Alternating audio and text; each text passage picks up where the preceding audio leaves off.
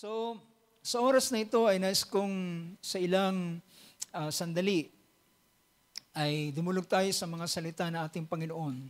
Gusto kong basahin ang verse na yan na ating binasa, in particular lang yung ating gagamiting teksto.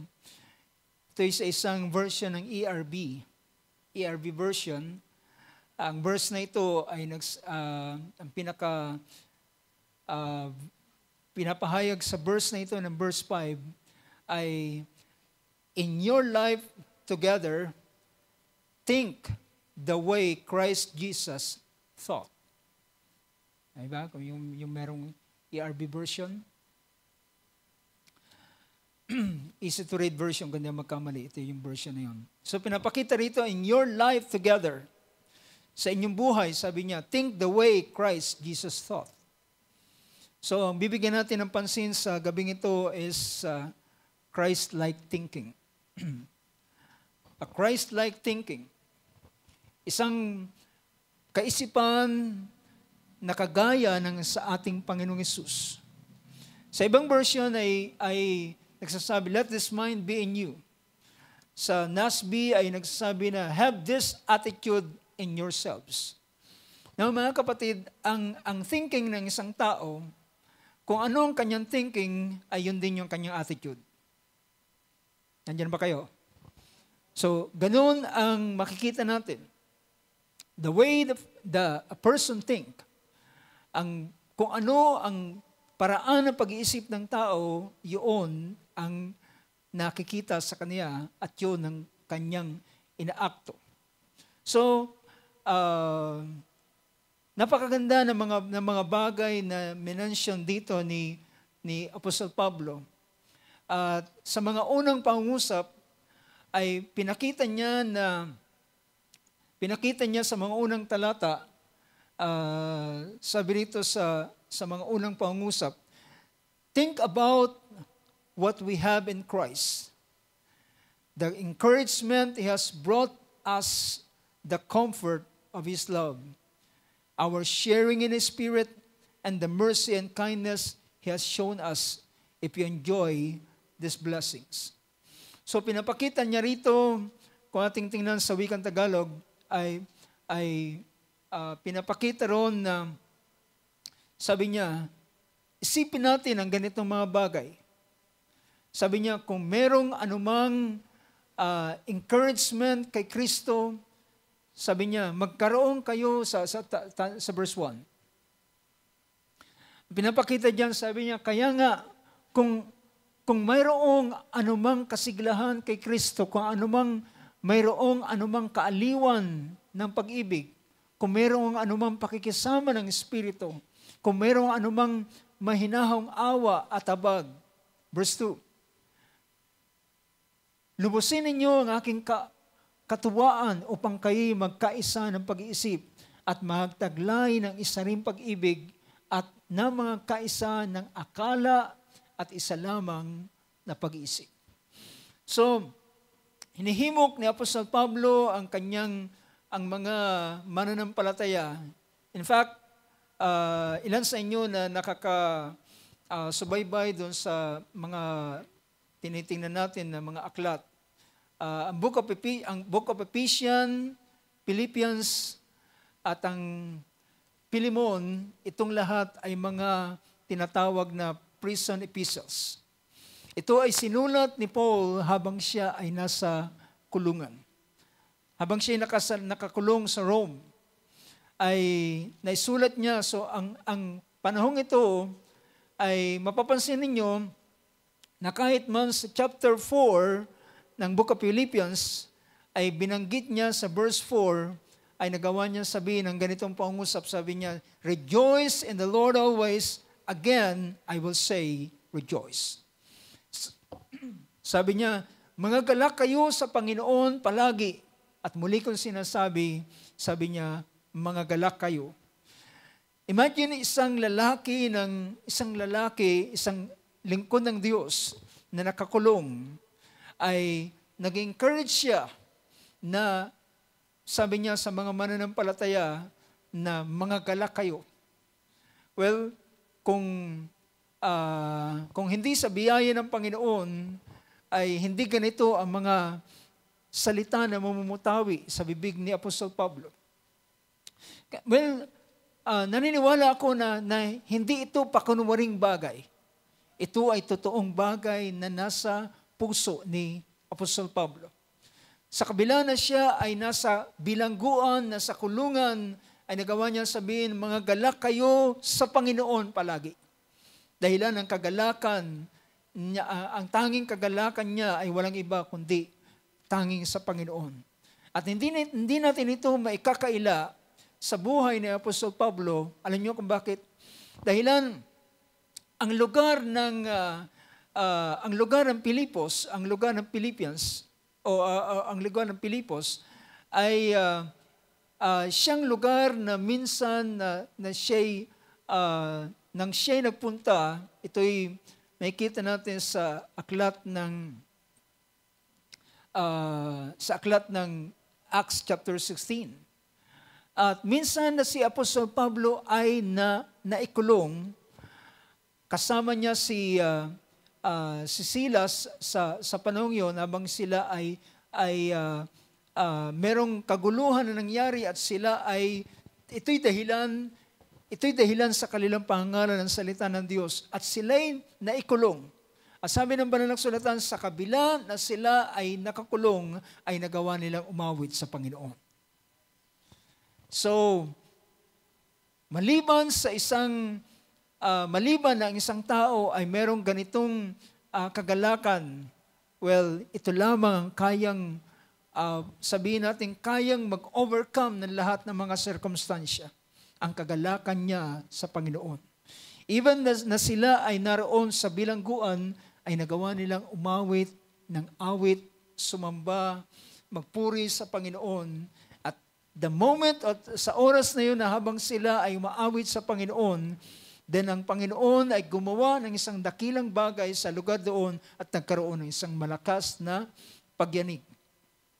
At doon sa pagyanig na yun ay nakalas ang lahat ng kanilang mga tanikala at yung mga, well, kung ngayon ay gumagamit po sila ng mga cup, mga hand cup or yung posas. Noon ay mga walang hand cup noon, meron sila yung tinatawag na stock. Ito ay yari sa kahoy na binababa na may butas at doon sinusuot yung kamay. So, kamay at paa at yun ay tinatawag na stock. At yun ay paraan nila para ibilanggo nila o ilagay nila sa isang, sabihin natin parang maximum sa panahon natin ngayon, ay doon nila inilalagay yung mga kriminal sa ganitong paraan ng pagkakulong. Pero habang sila ay naroon, hindi inalintana ang kamay at paa na nakalagay sa ganitong stock at sila ay umawit sa Panginoon. So, ang ganitong pangusap ni Apostol Pablo sa Book of Philippians ay muli nang siya'y mabilanggo ay nagawa niya sabihin, rejoice in the Lord always. And again, I say, rejoice. Now, kung babalikan natin ang verse na ating binasa, ay pinakita rito na sa ilang mga pangungusap niya ay hinihimok niya ang kanyang mga mananampalataya sa Pilipos. At sinabi niya, verse 3, allow me na basahin ko yung version ng ERV. Sabi rito, in whatever you do, don't let selfishness or pride be your guide. Be humble and honor others more than yourselves. So sabi niya, anuman ang inyong gagawin, huwag niyong gawin sa inyong sariling kapakanan o sa pagmamapuri o sa pagmamayabang na siyang maging inyong giya. Sabi niya, don't let selfishness or pride be your guide. Be humble and honor others more than yourselves. Honor others. Inyong parangalan ng iba higit kaysa sa inyong sarili. Don't be interested only in your own life, but care about the lives of others too. Sabi niya, hindi lamang kayo magkaroon ng interes sa buhay, sa inyong sariling buhay, kundi magkaroon kayo ng pagmamalasakit sa buhay ng iba rin naman. So ganito ang bagay na iminulat ng ating Panginoon sa mga alagad, sa mga disciples niya. At ito ang bagay na pinagpapatuloy ng pagtuturo ng mga lingkod ng Diyos. Sabi rito, and then pagdating sa verse 5, ay pinakita niya ang ganitong pangungusap. Sabi niya, in your life, together think the way Christ Jesus thought. So, gamitin ko lamang yung bahaging ito, pero babalik po ako dito sa version ng NASB. Just for the sake of our title, ay yung Christ-like thinking. Pero sabi rito sa verse na ito, have this attitude in yourselves, which was also in Christ Jesus. Magkaroon kayo ng pag-uugali o pag-iisip na ito ay na kay Kristo Jesus din naman. At sabi rito, magkaroon kayo ng ganitong pag-iisip o pag-uugali sa inyong sarili na ito'y na kay Kristo Jesus din naman. Na ang verse 6 ay pinakita rito ang isang mga bagay na pangungusap na sabi niya, who although he existed in the form of God, did not regard equality with God a thing to be grasped. Now alam nyo, isa sa pinakadakilang principle na masabi kong tinuro ng ating Panginoon, at itong principle na ito ay makikita natin kung gaano kahalaga sa buhay ng isang tao. At ang principle na ito ay walang iba kundi ang tinatawag na pagpapakumbaba. Merong isang bagay na tinuro ang ating Panginoon at ito'y kanyang statement mismo sa Luke chapter 14 verse 11. Ito ay isang talinghaga na kanyang tinuro. Ito'y the parable of the wedding feast. Ang talinghagang ito ay kanyang sinabi sa aklat ng Lucas chapter 14, starting verse 7 hanggang verse 11. At doon ay pinakita niya na sabi niya siya ay nangusap ng isang talinghaga patungkol sa kapag ikaw ay iniimbitahan.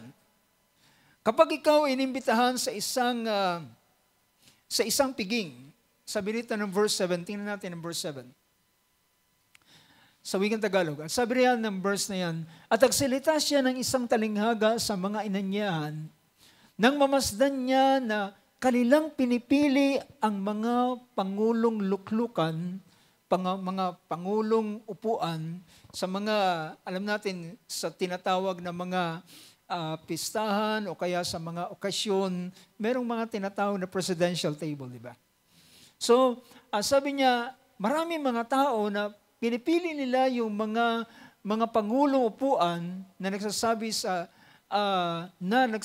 kanila. The next verse, sabi natin, Panginoon, pagka inanyahan ka ninumang tao sa kasalan, huwag kang uupo sa pangulong luklukan. Baka mayroong siyang anyayahang lalong marangal na tao kaysa sayo. So, wag kang upo dun sa pinakapangunahing upuan, ay baka meron palang inanyahan na mas marangal na tao at mapapahiya ka, di ba?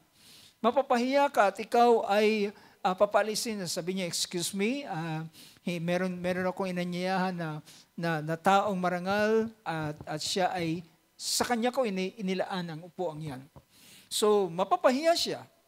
So, ang sabi ng ating Panginoon sumunod na pangungusap, sabi niya, at lumapit yaong nag-anyaya sa iyo at sa kanya, at sasabihin sa iyo, bigyan mong puwang ang taong ito, at kung magkagayi, magpapasimula kang mapahiya at malagay ka sa dakong kabababaan.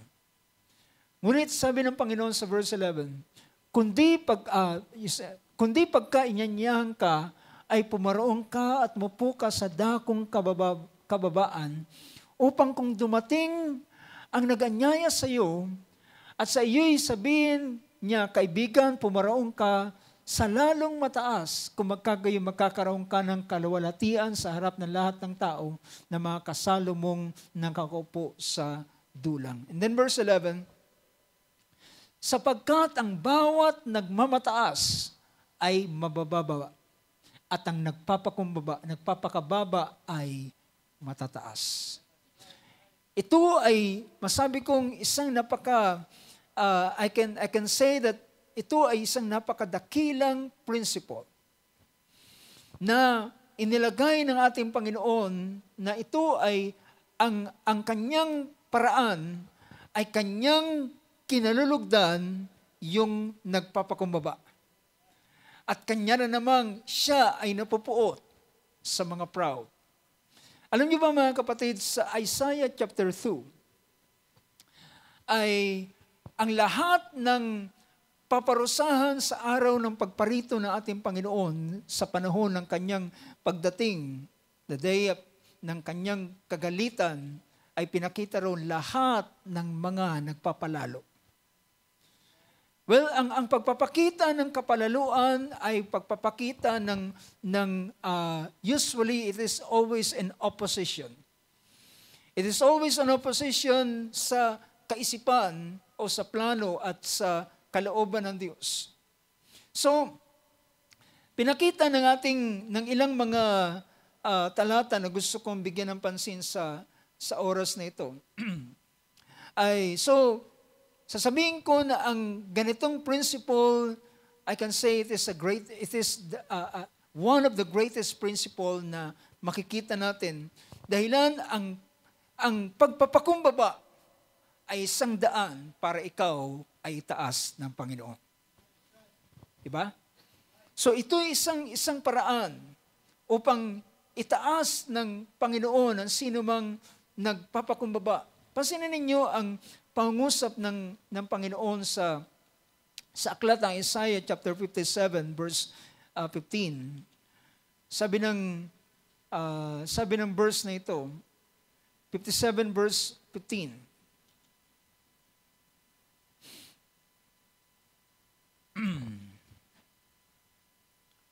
If I'm not mistaken,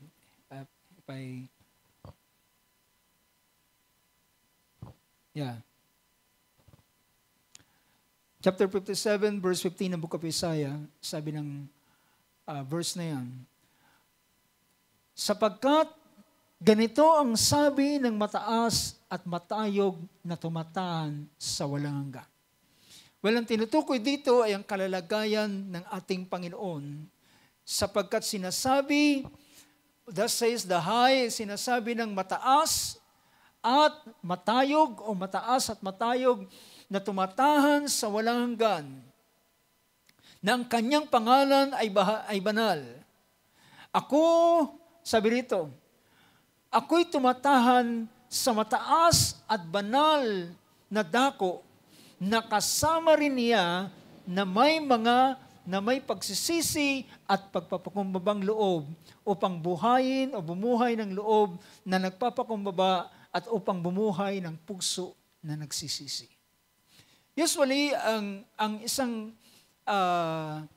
kalalagayan ng isang pusong nagsisisi o handang tumanggap ng kanyang pagkakamali ay usually ito ay nasa kababaan. Diba? Nasa kanyang kababaan. Kaya sinasabi rito, ang verse na ito ay nagsasabi, I dwell on high in a holy place, and also with, nakasama ko ang mga may bagbag at mababang spirito. Sino ang kanyang kinakasama? At sino ang kanyang kinalulugdan na kanyang gustong laging kasamahin? Ito ay sila na may mapagpakumbabang diwa at isang pusong nagsisisi. Isa pang talata na pinapakita rito. So, ang isang verse dito tingnan natin sa aklat ng Proverbs. Sa aklat ng Proverbs, sa chapter, dito sa chapter 15, or Book of Psalms muna. Book of Psalms 138 verse 6. Sabi dito ng verse na ito, sapagkat bagaman ang Panginoon ay mataas, ay gumagalang din sa mga mabababa. So sino ang kanyang, ang isang verse dito na nagsasabing, He regards sa isang version, ang King James Version ay nagsasabing, yet hath He respect. Kanyang ginagalang o yung He regards o kanyang tinitingnan sila na mga nagpapakumbaba. Though the Lord be high, yet hath He respect unto the lowly, but the proud He knoweth afar off. So, saan siya nagagalit? At ano ang pinakaayaw ng Panginoon? Ang pagmamataas. Ngunit ang sila na nagpapakumbaba, dito, pinapakita rito, dito malapit ang kanyang paghahari. Dahil usually, ang nasa kingdom ng Panginoon ay sila na mga nagpapasakop sa kanyang pampanuntunan. So pinakita diyan, bagamat ang Panginoon ay mataas, well, dapat walang ibang mataas kundi ang Panginoon lamang. Alam niyo ba, ang ating pagbababa ng ating sarili, ito ay isang paraan ng ating pagsamba. And usually, ang pagsamba ay pagluhod, pagdulog sa Panginoon at pagbababa ng iyong sarili. Pag ikaw ay sumasamba sa Panginoon at ibinababa mo ang iyong sarili, pinapakilala mo na walang ibang mataas kundi tanging siya lamang. At sa ganitong paraan, sabi niya, He regards the lowly, but the haughty He knows from afar off. Now, tingnan natin ang isang bagay at ito ay, ang principle na ito ay napakaganda dahilan ito ay pinakita sa Book of Proverbs chapter 15 verse 33. Tingnan natin ang aklat ng Kawikaan. Proverbs 15 verse 33.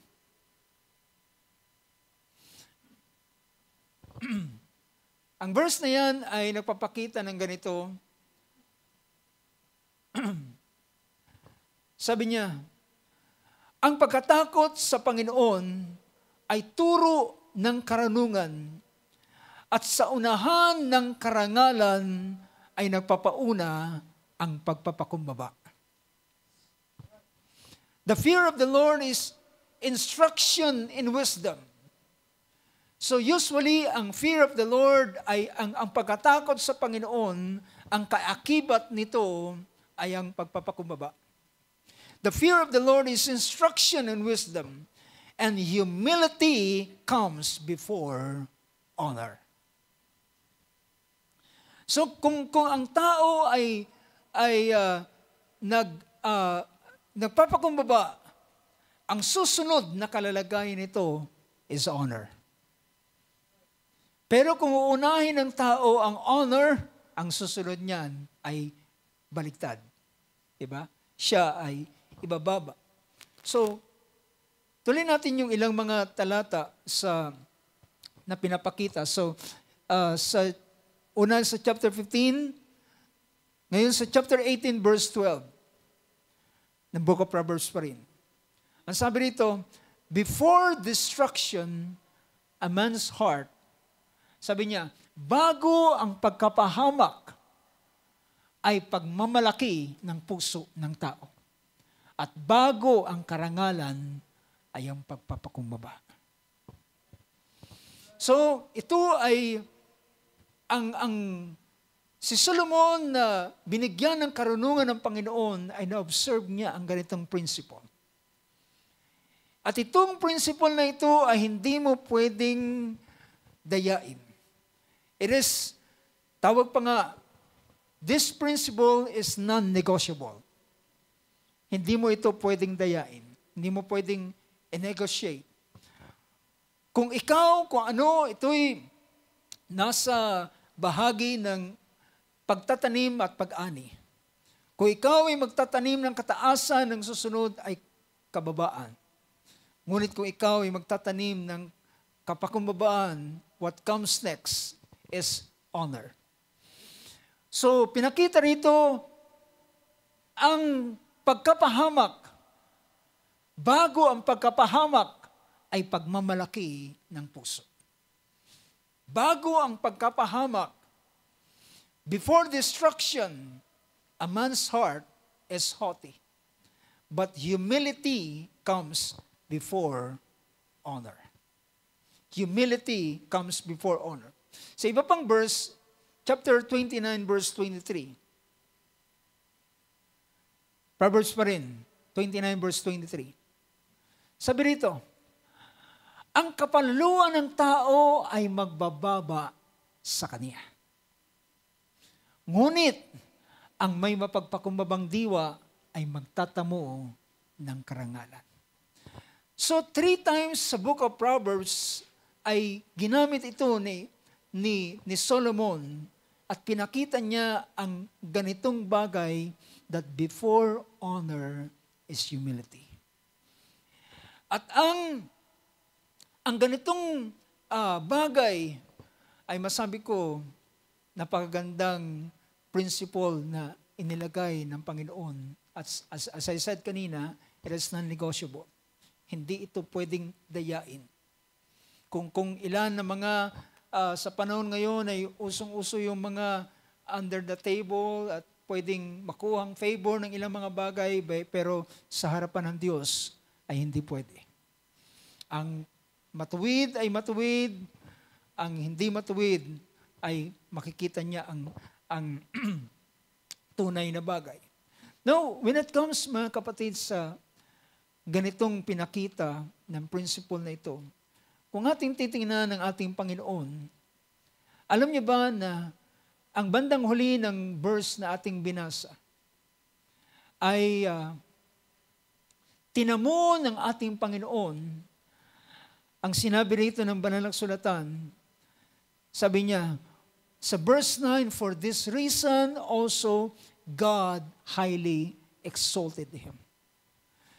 Dahilan sa ganitong mga bagay, sa ginawa ng ating Panginoon, dahilan sa bagay nito, siya ay itinaas ng Diyos. At ibinigay sa kanya ang isang pangalan na lalo na mataas kaysa lahat ng pangalan. Ang pangalan ay hindi lamang ito a cute name.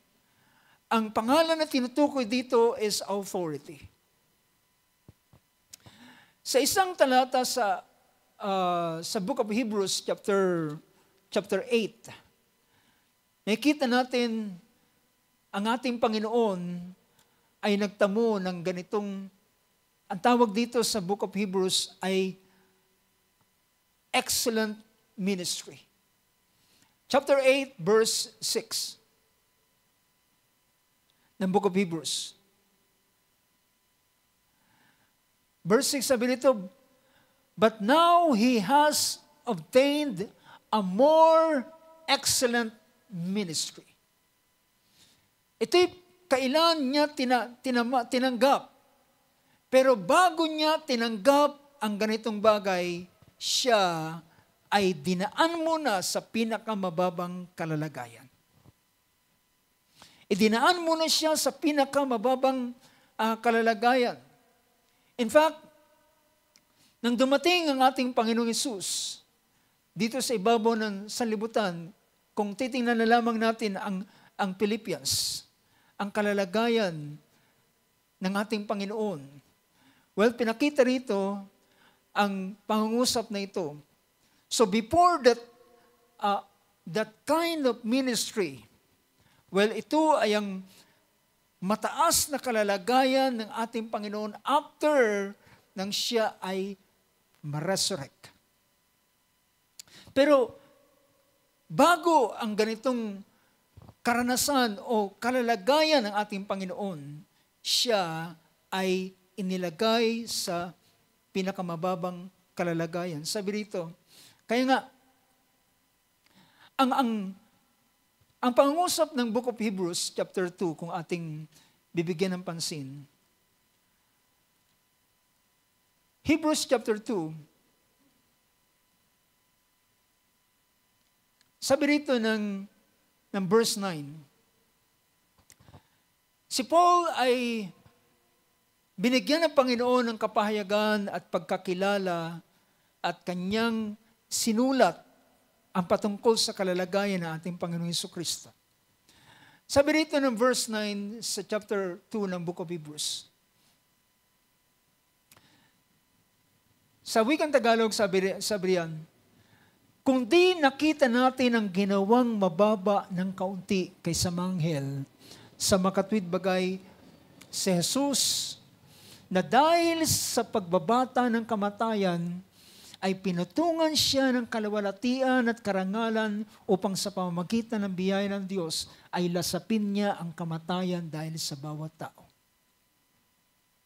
Sabi rito, for we do see Him who was made for a little while lower than the angels. Ang pagdating ng ating Panginoong Jesus dito, sa ibabaw ng sanlibutan, siya ang kanyang kalalagayan ay mas mababa kaysa anghel. Nakukuha niyo mga kapatid? Mas mababa kaysa anghel. But, ang purpose nito, bakit siya naging mas mababa kaysa anghel? Just for one reason. What is that reason?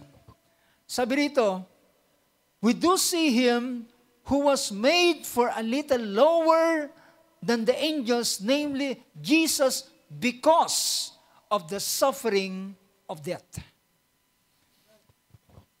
Ang dahilan bakit siya inilagay na mababa kaysa anghel ay para lasapin at matikman ang kamatayan. But you know, ngunit ang kalalagayan ng ating Panginoon bilang anak ng Diyos ay hindi nawala sa Kanya. Dahilan siya ay anak ng Diyos. Now, makita natin na ang description ng John chapter 1 ay pinakita na una ay sabi niya sa pasimula siya ang berbo o siya ang salita o sa ibang salin ay siya ang logos. At pagdating sa verse 14, and the Word was made flesh. So ang unang maluwalhating kalalagayan ng tinatawag na sa ganitong kalalagayan ay ano sabi sa verse 14? Siya ay naging laman. So sa pagiging laman ng ating Panginoon, it is for the purpose of to suffer death or para matikman ang kamatayan. Pero alam nyo, ang kanyang divinity o yung kanyang pagka-Diyos ay hindi, sabihin natin, hindi ito nawala sa Kanya. Napansinin ninyo ang ilang mga pangungusap and even the authority, may kita natin mamaya. Ang verse ng chapter 2, alam niyo sa ating panahon ngayon, ay masyadong kapag labis na in-stretch ang humanity ng ating Panginoon, ay ma-overlook na ang divinity at ang pagka-Diyos ng ating Panginoon.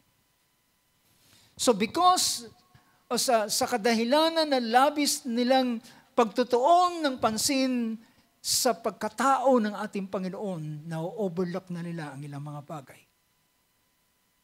Now, dito sabi rito, balikan ko yung Philippians chapter 2. Sabi sa verse 5, having this attitude in yourselves, which also in Christ Jesus. Verse 6, who although he existed in the form of God. Ang ganda ng pagkakasulat dito, although he existed in the form of God, did not regard it equality with God, a thing to be grasped. So, bagamat siya ay, sabi rito, he existed in the form of God. Naalala ko ang ating Panginoong Hesus ay narito sa ibabaw ng salibutan. Alam niyo ba na mga demon spirit ay kilala kung sino siya? Tingnan natin ang ilang mga talata sa banal na kasulatan. Kung inyong papansinin, ang ating Panginoon, lahat ng quality as being God ay naroon sa Kanya. Pero ang sinabi ng banal na kasulatan, hindi niya ito ginamit. Hindi niya ito ginamit, sabi ng verse na ito. Hindi niya ito pinanghawakan. Did not regard equality with God a thing to be grasped. But he emptied himself. And taking the form of a servant and being made in the likeness of man. Now gusto kong tingnan natin ang ilang mga pangyayari sa banal na kasulatan. Na ang tanging makikita natin is the Word became flesh. But lahat ng authority at ang kalalagayan ng ating Panginoon ay naroon pa rin sa Kanya. It is only yung tinatawag na ang dating ang kalawalatiang ito ay parang tinalukbungan ng laman. Kagaya ng ginawa ng Panginoon kay Moses, dahilan nang si Moses ay nanggaling sa presensya ng Panginoon for 40 days and 40 nights. Nang siya yumarap sa Israel, sa bayan ng Israel, ang kanyang muka ay nagliliwanag. At dahilan hindi nila kayang tingnan ang kaluwalhatian ng mukha ni Moses, si Moses ay kinakailangang maglagay ng veil sa kanyang mukha para itago yung kaluwalhatian. At yung kaluwalhatian yun ay fading. Alam nyo, parang ang kalalagayan ni Moses ay para siyang isang, kung kayo ay nakaranas kayo ng naggagatong ng kahoy, kapag siya ay galing dun sa pinakamalakas na apoy, kapag yung kinuha yung isang bahagi ng kahoy, ay nag-aapoy pa rin siya. Nakukuha niyo yung punto. Nag-aapoy pa rin siya, pero yung apoy niya ay unti-unti nang namamatay, nawawala. So ganun yung kalalagayan ni Moses, ang tawag dito ng 2 Corinthians chapter 3 is the fading glory. Tingnan natin yung sinabi rito sa 2 Corinthians chapter 3. Sabi sa verse 7, sabi rito, chapter 3 ng 2 Corinthians, but if the ministry of death in letters engraved in stones came with glory. Ito yung ministry of death, yung sulat na inukit sa bato. Ang tinutukoy ay yung 10 kautusan na inukit sa bato na dinala ni Moses sa harapan ng Diyos. At sabi rito, letters engraved on stones came with glory so that the sons of Israel, ang mga anak ni Israel, ay hindi sila makatingin direkta to look intently at the face of Moses because of the glory of his face. Sabi rito, they could not look intently at the face of Moses because of the glory of his face and fading as it was. So ang tawag dito is fading glory. Nawawalang kaluwalhatian dahil galing siya sa presensya ng Diyos na siyang source ng kaluwalhatian, at nang siya umalis galing sa presensya ng Panginoon, dala-dala niya yung kaluwalhatian ng Diyos. But this glory is fading. Dahilan pagtagal niya, nang kasama niya na ang mga bayan ng Israel, unti-unti pwede na siyang magtanggal ng kanyang talukbong, ng kanyang veil, at siya katulad na lamang ng ordinaryong tao. So ito ay is the fading glory. Ngunit ang kalalagayan ng ating Panginoon ay makikita natin na tingnan natin ang isang pangyayari dito. Sa aklat ng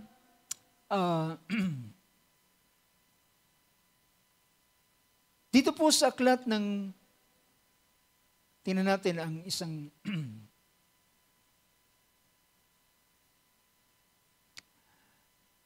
sa aklat ng Mark chapter 1 verse 27. Mark 1:27.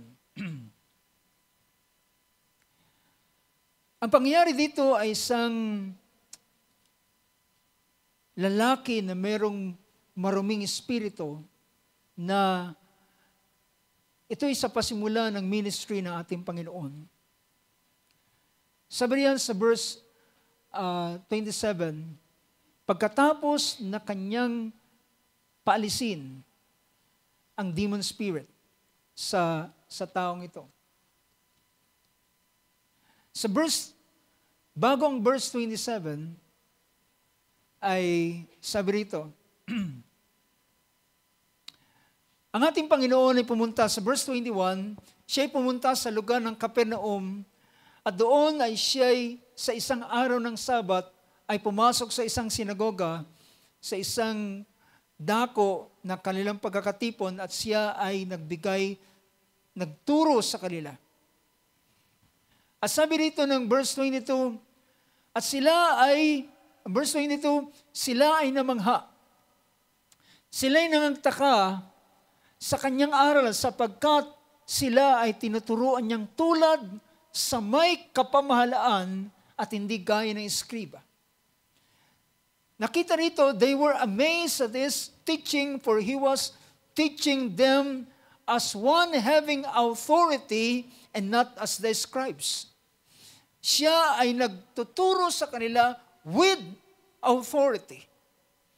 Ibig sabihin, sa kabila ng ating Panginoon ay nasa kalalagayan ng laman, yung authority na naroon sa Kanya ay hindi nawala. Yung authority ng isang ng ang authority ito ay hindi nawala sa Kanya. Ang tanging bagay na makikita natin for the purpose para siya ay makaranas ng kamatayan. But the authority ay naroon sa Kanya. At meron doon isang tao doon sa sinagoga na may maruming espiritu at sumisigaw. Verse 24, sabi ng verse 24. Sabi riyan, na nagsasabi, anong pakialam namin sa iyo, Jesus, ikaw na Nazareno, naparito ka baga upang kami puksain, nakikilala kita kung sino ka, ang banal ng Diyos. You know, mga kapatid, ang ating Panginoon ay kapag siya ay humaharap sa mga demon spirit, sinasabi ng mga demon spirit kung sino ang ating Panginoon. Ang nakakapagtaka, yung mga scribes, yung mga Pharisees sa panahong yun na hindi nila kilala ang ating Panginoon. But the demon spirit can testify. Sila ay nagsasalita at sabi rito, what business do we have with each other, Jesus of Nazareth? Have you come to destroy us? I know who you are, the Holy One of God. Ang banal ng Diyos. And Jesus rebuked him saying, be quiet and come out of him. And throwing sabi niya, tumahimik ka at lumabas ka sa kanya. Sa verse 26, sabi roon, siya ay ang karumaldumal ng Espiritu ay nangatal at siya nagsisigaw ng malakas sa tinig at lumabas sa kanya. At sumunod na pangungusap, sabi rito, at silang lahat ay nangagtaka. Ano pa sila rin ay nagtatanungan na sinasabi, ano kaya ito? Isang bagong aral? May kapamahalaang nag-uutos pati sa mga karumaldumal na Espiritu at siya'y tinatalima nila. Anong pinapakita rito? Sabi niya, they were all amazed. What is this? Sabi niya. A new teaching with authority. He commands even the unclean spirits and they obey. Alam niyo, ang isang larawan na pwede kong gamitin dito ay isang taong merong, sabihin natin, merong isang weapon na makapangyarihan pero hindi niya ginagamit. Ang ating Panginoon, ang authority na meron siya, hindi nawala sa Kanya. So, dito makikita ang isang bahagi ng, o yung tinatawag na divinity ng ating Panginoon. So, ang balitang ito'y kumalat bawat sulok ng dako sa lugar ng Galilea at sila'y nagtatanong anong klaseng sinong taong ito na meron siyang authority. So mga kapatid, bagamat ang ating Panginoon, makikita natin ng sa human side niya, nagugutom, napapagod, nauuhaw. Pero mga kapatid, hindi nawala sa Kanya ang authority. As a Son of God, bilang anak ng Diyos, ay naroon pa rin ito sa Kanya. Pero, ang ganitong authority ay hindi niya ginagamit maliban ito ay para sa pagsasakatuparan ng kalooban ng Diyos. So yun yung pinapakita ng bagay na ito. Puntahan pa natin ang ilang mga pangungusap sa verse na ito. Gusto ko lang makita natin ang ating Panginoon na meron siya ng ganitong authority pero hindi niya ginamit. Ang verse na yon ay sinasabi niya, He emptied Himself. Ang description ni Paul dun sa Philippians chapter 2 na binabasa natin kanina. So hindi ko aalisin ang ating kaisipan dito sa verse na ito para ating makita. So, ang verse na yan ay nagsasabing, who although He existed in the form of God, He existed in the form of God, and did not regard equality with God a thing to be grasped. Isa pang pangyayari. Sa aklat ng Matthew chapter 8 sa Matthew chapter 8, meron ditong dalawang lalaki na nanggaling sa Gadara. O siya ay nagpunta sa lugar ng Gadarines. Lugar ng Gadara. At doon ay, pagdating niya roon, ay sinalubong siya ng dalawang tao, starting verse 28 ng Matthew 8. Dalawang tao na demon-possessed. Sabi rito, 2 men who were demon-possessed met Him. At sila ay lumabas galing sa libingan. At sila ay, sabi rito, they were so extremely violent. Sila ay napaka-violente. Sa ibang gospel, sila ay hindi kayang i-tame, hindi sila kayang talian, walang pwedeng pumigil sa kanila. They were so extremely violent. So, I-display natin sa Tagalog. Sila ay, sabi at walang sino man na makadaan sa lugar na yon. At sila'y sumisigaw. At sabi rito ng verse 29, sabi niya, at narito sila'y nagsisigaw na nagsasabi, pagdating ng ating Panginoon, anong aming pakialam sa iyo, ikaw na anak ng Diyos, na parito ka baga upang kami iyong pahirapan bago dumating ang kapanahonan. Alam nila kung sino itong kaharap nila. Alam din nila na isang araw, ang kaharap nilang ito ay siyang hahatol sa kanila. So sino, sabi niya, anong pakialam ko sa iyo? What business do we have with each other? Son of God? Ikaw na anak ng Diyos? So mga kapatid, ito ang kalalagayan ng ating Panginoon. Ito'y bagay na hindi nawala sa Kanya. Ang tanging bagay na yung sabihin natin, naging mababa siya para lamang matikman ang kamatayan, pero ang lahat ng authority ay naroon pa rin sa Kanya. Sabi niya, Son of God, have you come here to torment us before the time?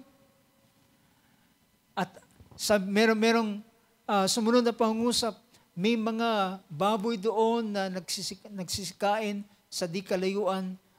At sabi rito, at ang demons ay humingi ng pahintulot sa kanya na sila ay pumasok doon sa herd of swine at kanyang pinahintulutan sila. At alam nyo, nang pumasok ang mga demon spirit na ito, sa ibang version, sa ibang gospel, ay tinawag itong legion. Tinanong siya ng Panginoon, sabi niya, sino ka ng pangalan mo? At siya nagsabi, ako'y legion, sapagkat marami kami. Usually, ang legion ay, ito ay composed ng 3,000 to 6,000. So, most probably, ganun karaming demon spirit ang naroon sa mga taong ito. At nang nagsidaluhong yung mga baboy at nalunod doon sa tubig, yung mga tao sa lugar doon ay nakiusap sila, umalis ka na rito. Dahil natakot sila sa ating Panginoon. Sa isa pang pangyayari,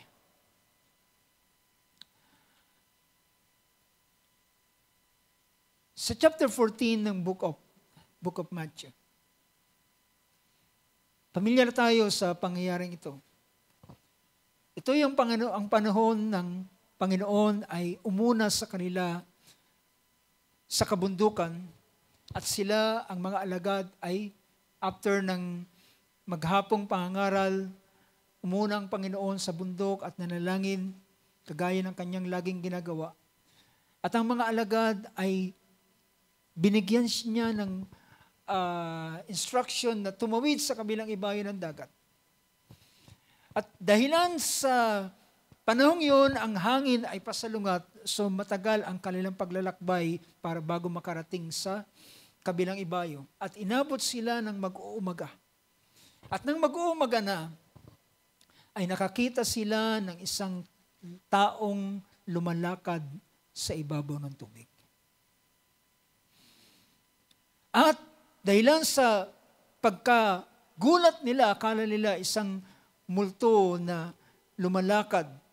At nagsigawan sila sa verse 26, nang makita nila ng mga disipulo, makita nila ng mga disipulo na siya'y lumalakad sa ibabaw ng dagat, sila'y nangatakot at nagsigawan.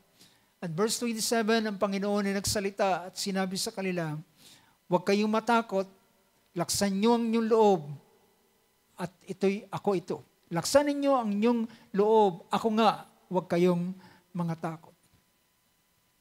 At si Pedro ay nagsabi, kung ikaw yan, pahintulutan mo kung lumakad sa ibabaw ng tubig. And to cut the story short, siya'y nakalakad, pero sa ilang hakbang siya'y lumubog at siya'y sumigaw sinabi niya, Panginoon, tulungan mo ako, at siya'y inahon ng Panginoon. At sabi rito, sa verse 31, immediately Jesus stretched out his hand, inuunat ang Panginoon ang kanyang kamay at siya'y tinulungan. At sabi niya, ikaw na may maliit na pananampalataya, bakit ka nag-alilangan? At verse 32, nang sila'y pumunta doon sa bangka, ang hangin ay tumigil.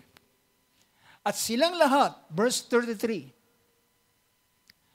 at paglulan nila at ang mga nasa daong ay nagsisamba sa Kanya.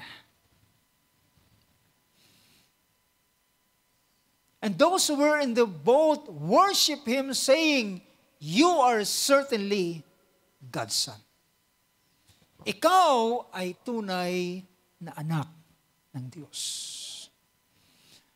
So ang punto na makikita natin sa ganitong bagay ay ang authority na naroon sa ating Panginoon ay hindi nawala. So, kung ang ilan ay labis na ang nakikita nila ay ang humanity. Sa labis na pagtingin sa humanity ay may minsan ay na-overlook na ang isang tunay na kalalagayan ng ating Panginoon. Meron pang isang pangyayari sa Mark chapter 4. Ang pangyayari dito sa Mark chapter 4 ay nang sila ay tumatawid ng karagatan, Sea of Galilee, at kasama nila ang ating Panginoon. Well, makikita natin dito na ang Panginoon ay natutulog doon sa bangka na kasama nila. Sabi rito sa verse 39, ito yung nag-start ng verse 35. Ang sabi ng ating Panginoon ng gabing iyon, sabi niya, tayo tumawid sa kabilang ibayo. At iniwanan ng karamihan at sila ay kumuha ng, sabi dito, they took Him along with them at kasama nila ang Panginoon doon sa bangka. At habang sila ay tumatawid, sabi dito, sa verse 37, ay bumangon ang isang napakalakas na hangin. Sabi ng verse dito ng verse 37, and there arose a fierce gale of wind, and the waves were breaking over the boat. Yung hangin ay halos sisirain ang bangka. So much that the boat was already filling up. At halos napupuno na ang bangka. At sabi ng Jesus Himself was in the stern asleep. So makikita ninyo na ang ating Panginoon ay napapagod, kinakailangan ng pahinga, kinakailangan kumain, kinakailangan ng normal na pangailangan ng isang tao. Siya ay naroon sa verse 38, at siya natutulog sa hulihan sa ibabaw ng isang kutsuno o unan, at siya ginising nila, sinabi sa kanya, Guro, wala bagang anuman sa iyo na mapahamak tayo. At ang ating Panginoon ay sabi rito, verse 39, at siya'y tumayo, at gumising siya, at siya'y tumayo at sinaway ang hangin, at sinabi sa dagat, pumayapa, tumahimik ka, at tumimpilang hangin, at umusay na totoo ang panahon. At ang sumunod na pangusap dito ay sabi rito, and He said to them, bakit kayo nangatatakot? Kayo ba ay wala pa ring pananampalataya? And verse 41, sila ay nanggilalas at tatakot na lubha, at sila nagsabihan, sino ito na pati ng hangin at dagat, hangin at ng dagat ay tumatalima sa Kanya. Sino siya? Siya ang anak ng Diyos. At dito dinidisplay ang Kanyang pagka-Diyos. Na kailanman ay sabihin natin nakubli ng laman. Pero ang ganitong authority ay hindi kailanman nawala sa Kanya. Meron pang isang pangyayari na ito ay ang ating Panginoong Hesus ay hinuli.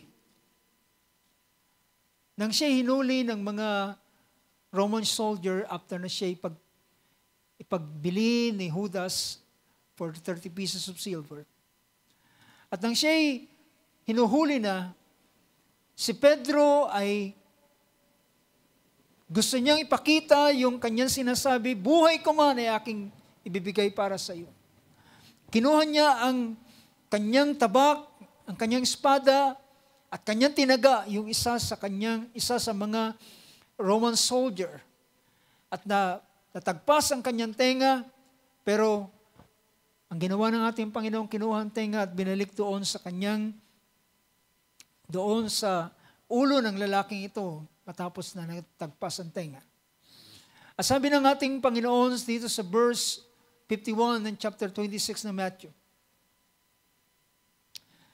Sabi rito ng verse 51, behold, one of those, ang isa sa mga, verse 51, 26 Matthew.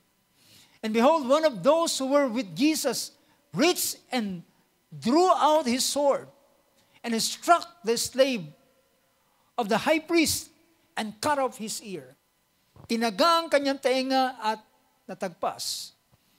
And verse 52, nang magagay sinabi ni Jesus sa kanya ni Jesus, sauli mo ang iyong tabak sa kanyang lalagyan, sapagkat ang lahat na nagtatanga ng tabak ay sa tabak mamamatay. 53. Inaakala mo baga na hindi ako baka pamamanhik sa aking Ama at padadalhan niya ako ngayon din ng mahigit sa 12 pulutong ng mga anghel. Now sabi rito, sa verse 52 sa NASB, put your sword back into its place. For all those who take up the sword shall perish by the sword. Or do you think that I cannot appeal to my Father, and He will at once put at my disposal more than 12 legions of angels? Now, my point is this. Ang anghel ay naghahantay lamang ng utos ng Panginoon. Tangi lamang silang nag-aantay kapag ang Panginoon ay nagsalita. 12 pulutong o 12 legions of angels. 12 times 6,000. Ilan yan? Nasa 72,000 na mga angels sa isang salita niya. Pwedeng dumaluhong yun. At siya lamang hinintay dahilan ng authority ng anak ng Diyos ay hindi nawala sa Kanya. Kaya siya ang fulfillment ng God with us. Ang Diyos ay kasama natin. So sabi rito ng ating Panginoon, gusto ko yung ganitong pangungusap at version, He will at once put at my disposal, at His disposal. Kung siya lang ay magsasalita, at His disposal more than, so not just only 12 legions, but more than 12 legions of angels at my disposal. But, sabi ng ating Panginoon, ngunit paano matutupad ang kasulatan. What holds Him? Kung ano ang pumipigil sa ating Panginoon na gamitin ang authority ito ay para matupad ang kalooban ng Diyos. Para Kanyang sundin kung ano ang nais at dapat matupad para sa Kanya. At yun ang pinapakita na Kanyang hindi ginamit ang ganitong authority na meron siya. Pero naroon ito sa Kanya. Hindi ito nawala sa Kanya. Naroon ito sa Kanya. Kaya nga yung verse na yun, although He existed in the form of God, did not regard equality with God a thing to be grasped. But He emptied Himself, taking the form of the servant. Sa panahon ng ating Panginoon ni Satanas, after ng temptation, merong mga anghel na nag-ministered sa Kanya. Yan ang sinabi ng banal na kasulatan. And you know, mga kapatid, pinakita rito. So, lahat ng kapangyarihan na meron siya ay hindi nawala sa Kanya. Naroon itong lahat sa Kanya, pero hindi niya ginamit. Ito yung sinabi ng ating Panginoon sa harapan ni Satanas. Gawin mong, kung ikaw ang anak ng Diyos, gawin mong tinapay ang batong ito. Don't you think that He cannot? Yes, He can. Inisip ba natin na hindi niya kayang gawin yon? Kaya niyang gawin. Pero, hindi niya ginamit yung authority yon dahilan hindi ito panahon ng paggawa ng himala.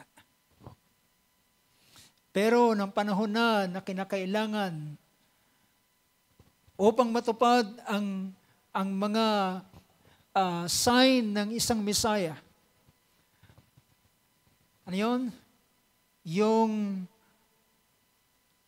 5 tinapay at 2 isda ay nakapakain ang 5,000. Ang isa naman, isang panahon ay 7,000. So, nagawa ito ng ating Panginoon. So, pagkatapos po ng ganitong pagpapahayag at paggawa, siya ay totoong nasumpungan. Sabi dito, but emptied Himself, taking the form of a servant, and being made in the likeness of man, and being found in appearance as a man. Being found appearance as a man, He humbled Himself by becoming what? Obedient. Obedient to the point of death, even the death on a cross. Ngunit pagkatapos ng ganitong bagay, sabi ng verse 9, for this reason, dahilan sa ganitong kalalagayan, siya ay inilagay sa pinakamataas na for this reason also God highly exalted Him, bestowed on Him the name which is above every name. And at the name of Jesus, every knee shall bow on things in heaven and on earth and under the earth, and every tongue will confess that Jesus Christ is Lord to the glory of the Father. Pagkatapos ng ganitong bagay, ang ating Panginoon ay tinawag siya ng isang high priest. High priest doon sa bahay ng Panginoon. Na siyang pinakita kay Moses na doon niya kinuha ang pattern ng tabernacle. Alam niyo, sabi ng uh, Book of Hebrews. Balikan natin yung chapter 8 na binabasa ko kanina.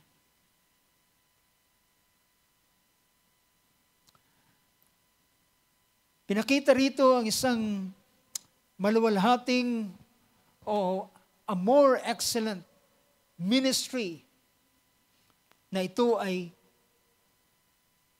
pagkatapos niyang gawin ang lahat ng mga bagay na pinapagawa sa kanya. Ang chapter 28 ng Book of Matthew ay natupad, ay sinabi natin, Panginoon, lahat ng kapamalaan sa langit at sa lupa ay naibigay na sa kanyang kamay.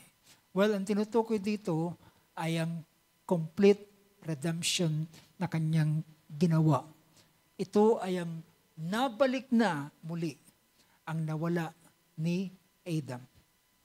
So, doon sa Matthew ay hindi rito pinapakita na ang authority ay ang tinutukoy na all authority. Tingnan natin yung sinasabi rito sa Matthew 28.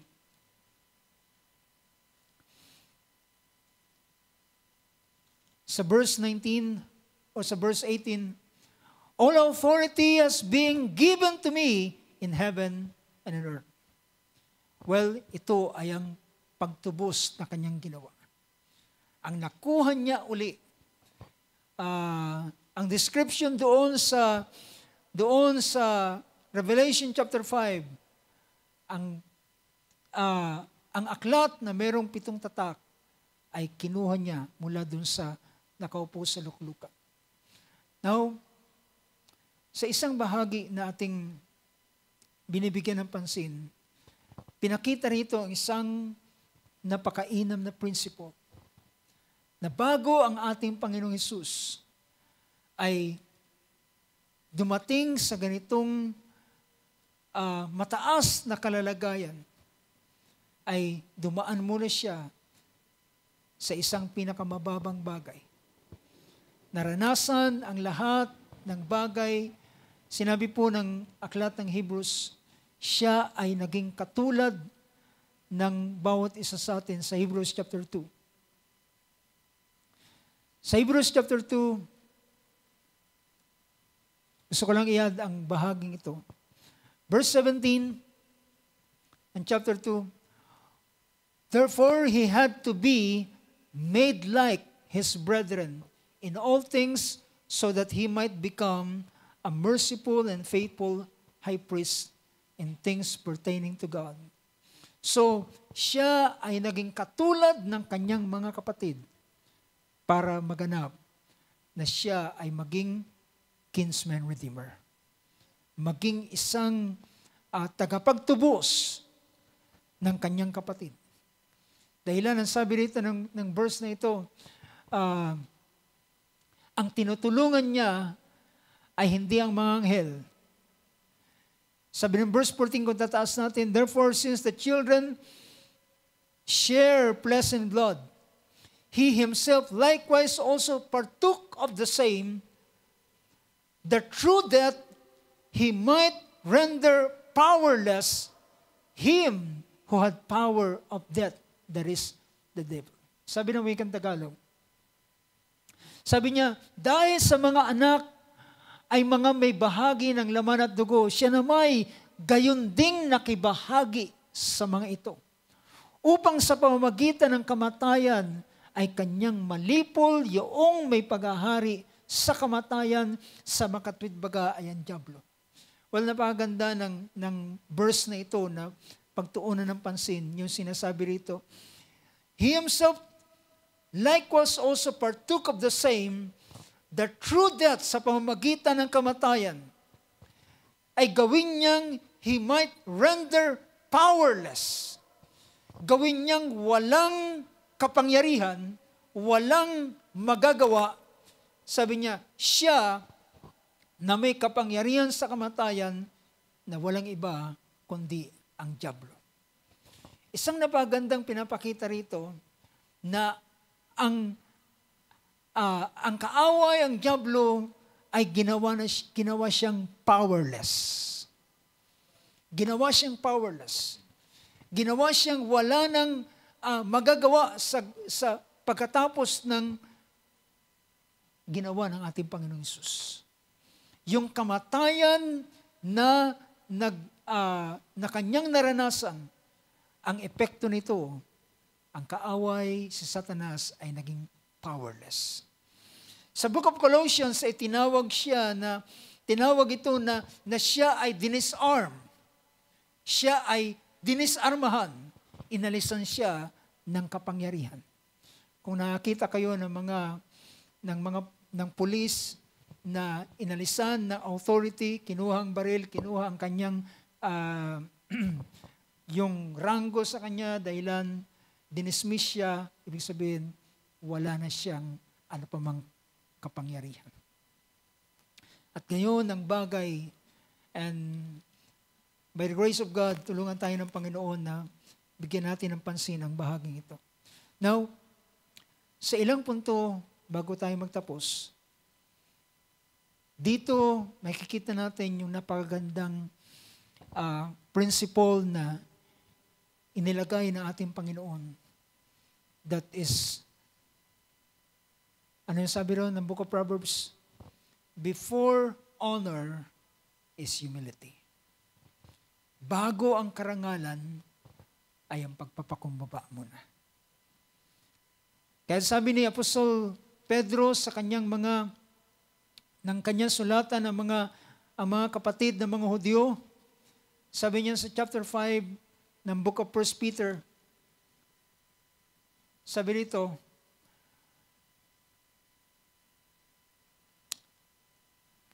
kayong mga, verse 5 ng chapter 5, kayong mga kabataan, you younger men, likewise, be subject to your elders, and all of you. Kayong din naman, kayong mga kabataan, ay magsusuko kayo sa matatanda, kayong lahat na mga bikis ng kapakumbabaan. Sabi dito ng verse na ito, and all of you clothe yourselves with humility toward one another. Inyong damtan ang inyong sarili ng kapakumbabaan sa bawat isa, sapagkat ang Diyos ay sumasalangsang sa mga palalo, datapot nagbibigay ng biyaya sa mga nagpapakumbaba. Thank God for this principle all throughout the scripture na makikita natin ang ganitong bagay ay isa ang kanyang pinapakita. Galit ang Diyos sa nagmamataas at kanyang binibigyan ng favor sila na nagpapakumbaba. Humility toward one another, for God opposes the proud but gives grace to the humble. If you want grace and more grace, well, isa lamang ang bagay na pinapakita. Kaya verse 6, therefore humble yourselves under the mighty hand of God. Sabi niya, kaya kayo'y magpakumbaba sa ilalim ng makapangyarihang kamay ng Diyos upang kayo'y kanyang itaas sa kapanahunan. Magpakumbaba sa ilalim ng makapangyarihang kamay ng Diyos. Ito ay isang napakainam na principle na inilagay na ito ay, as I said, it is non-negotiable. Ito ay eksaktong bagay na maranasan ng bawat isa. Ang pagpapakumbaba ay siyang daan patungo sa karangalan. May the Lord bless us sa kanyang mga salita. I hope nakita natin ang pinakita, dinisplay ng ating Panginoon. A Christ-like thinking. Ang pagkakaroon ng ganitong klaseng kaisipan kagaya ng ating Panginoon. Tayo tumayo sa oras na ito.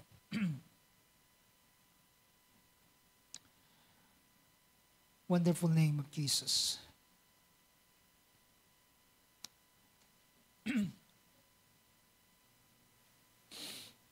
Sa oras na ito ay ating dalhin na muna ang ating sarili sa isang panalangin.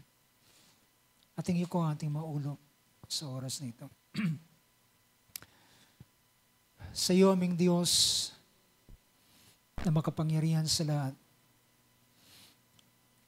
Sa iyo namin dinudulog ang aming mga buhay, Panginoon, ang aming mga sarili. Aming binababa ang aming mga puso sa iyong harapan. Binababa rin naman ang aming mga pag-iisip sa iyo. O Lord God, kung mayroong mga kaisipan na minsan ay nagmamataas at gustong, hallelujah, gustong nagkakaroon ng pagmamalaki at lumalaban sa iyong kaisipan, sa iyong salita at sa iyong kalooban. Nais namin itong tanggihan, Panginoon. At nais naming dalhin lagi ang aming mga puso at isipan sa pagsang-ayon, dahilan walang ibang mabuting bagay at wastong bagay kundi, at ang sakdal na bagay ay walang iba kundi ang iyong sakdal na salita at kalooban.